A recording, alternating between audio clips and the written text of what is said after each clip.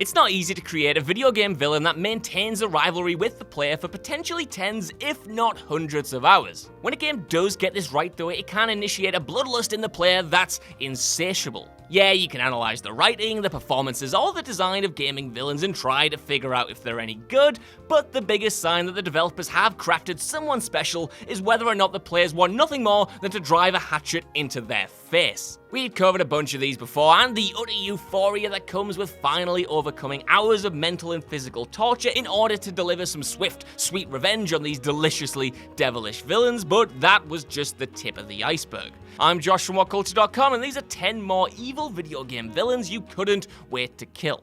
Number 10. General Shepard, Modern Warfare 2.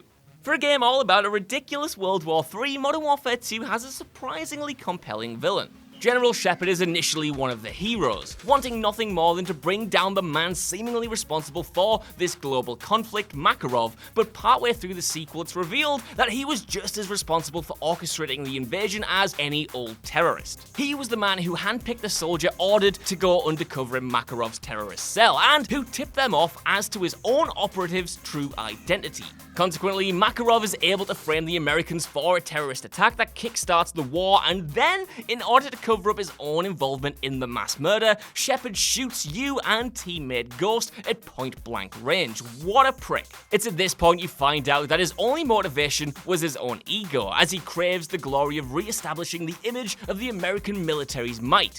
Fortunately, Soap and Captain Price figure this out, and after a brutal fight, the former pulls a knife out of his own chest and throws it into the enemy's face.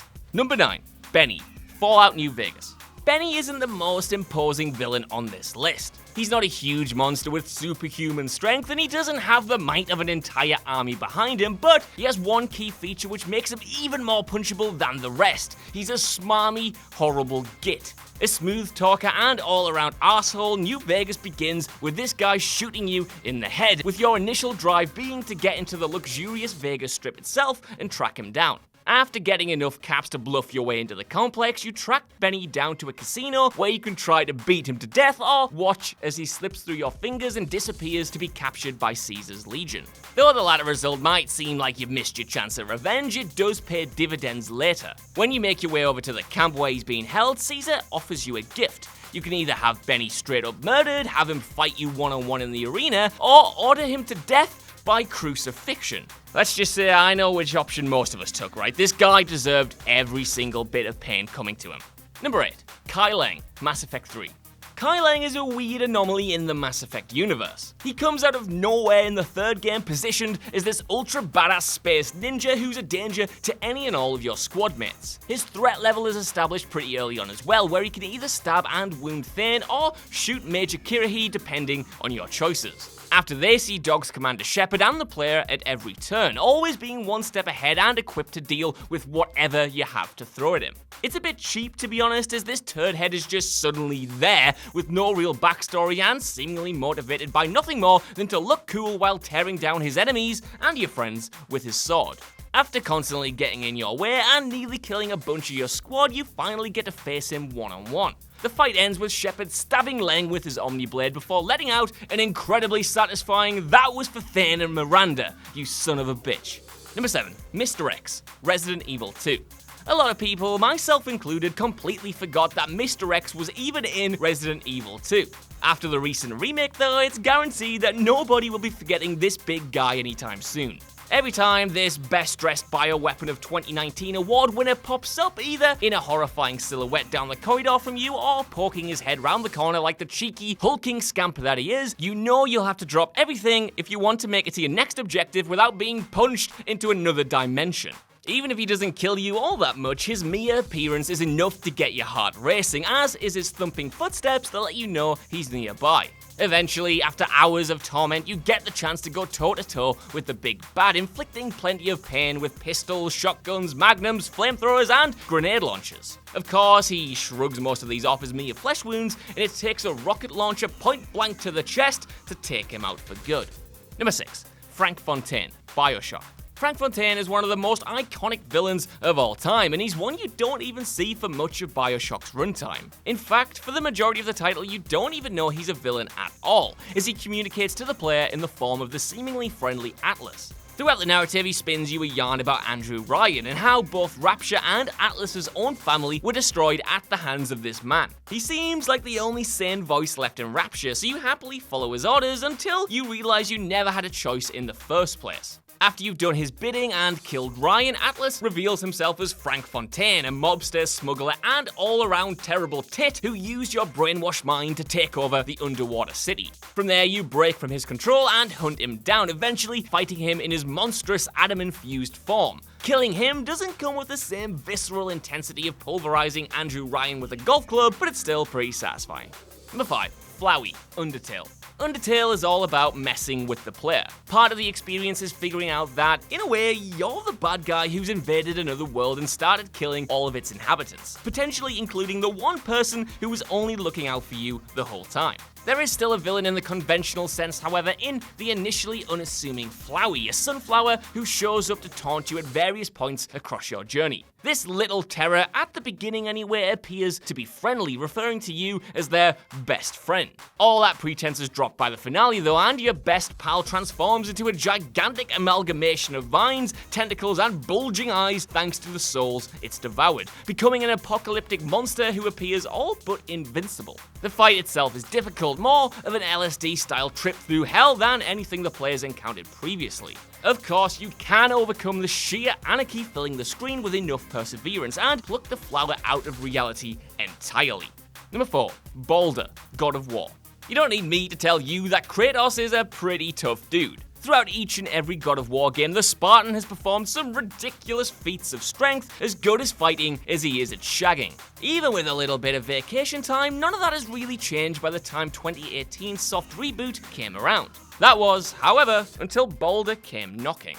Though he's initially only known as the Stranger, the Norse god turns up on Kratos' doorstep, seemingly there for his son Atreus. The two get into a massive superhero fight that literally reshapes the ground around them before it's revealed that thanks to his invincibility, Baldur can shake off anything that's thrown at him. Your stomach kind of sinks in the same way it did when you realized that Batman was going to lose to Bane in The Dark Knight Rises. There's just something terrifying in seeing this powerful hero being totally pummeled. However, when his invincibility spell is broken, you finally get the chance to battle him on a fair playing field, and despite the begging of his mother, Kratos gleefully snaps his neck. Number 3. David, The Last of Us.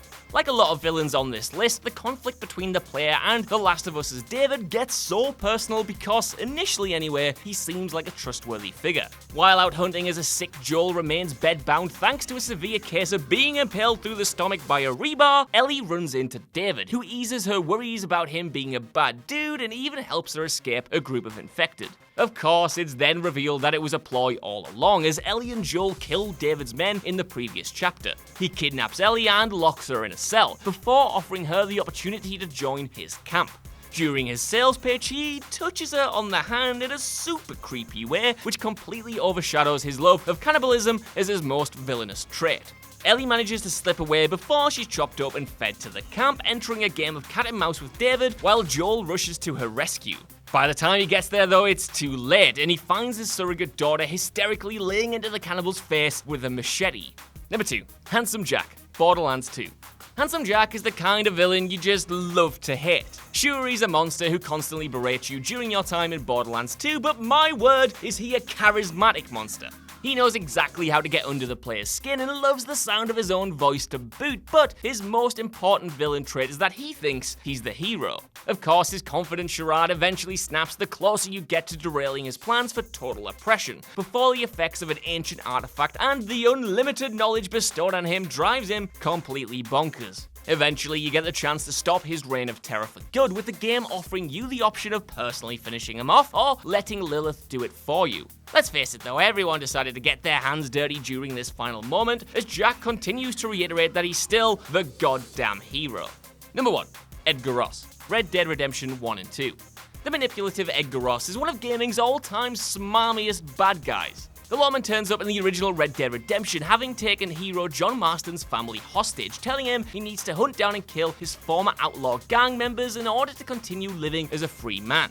The gunslinger complies and gets his wife and son back, but Ross isn't the kind to leave loose threads hanging, and then ambushes John in his own barn with a group of lawmen who gun him down. It's a somber ending, but the best part is that you can actually seek out your own revenge even after the game has officially ended. Jumping forward in time, the Western puts you in the shoes of John's son Jack, and the player can freely track down Ross, an old man by this point, and put a bullet between his eyes. It's a kind of empty victory, but it still feels good to see this sucker bite the dust. He was already a candidate for the top spot, but his appearance in Red Dead Redemption 2 absolutely secured it. There we find out Ross has haunted John for way longer than previously thought, which only makes the memory of his death even more bittersweet.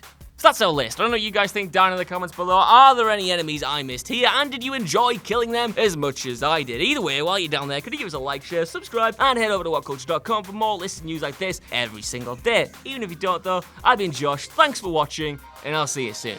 Bye.